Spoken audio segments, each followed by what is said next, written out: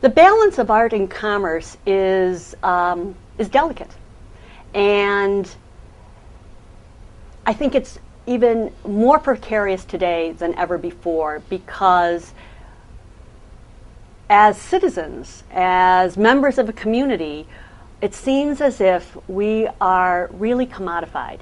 That today more than ever, we are looked at as nothing but consumers.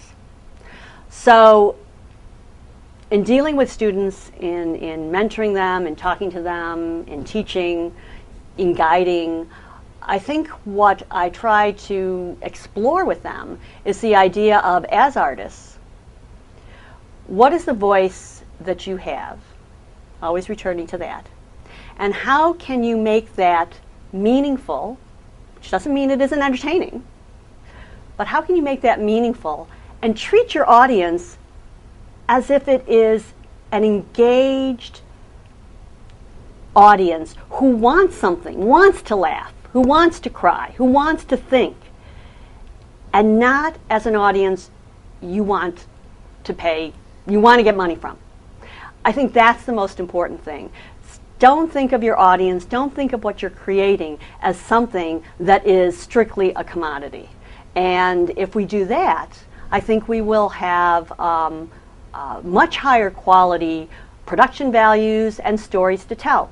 An example of this is this season's premiere of the AMC television show Mad Men.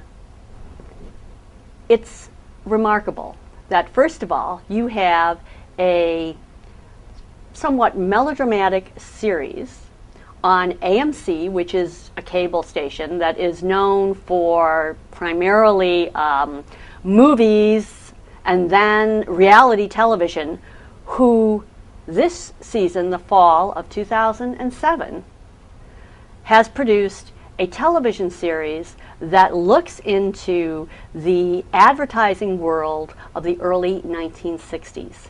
And it is remarkable. The production values cannot be beat. The acting is superb.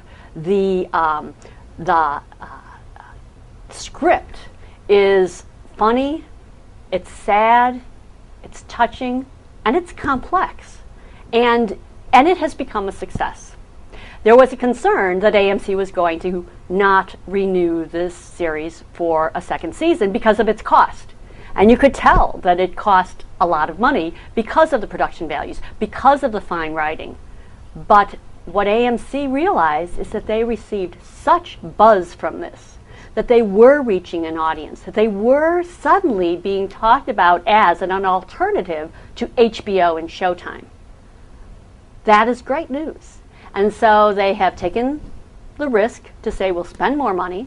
We're not sure we're really even breaking even on this, but we know that it is adding to not only our brand and our image, but that it's something that is worthwhile to pursue. And I think the more that we are able to find examples of that, those should be brought to students and shown there's art and there's commerce, and they can work together. They are not mutually exclusive. You don't have to dumb down. You don't have to go after the cheap buck to be successful.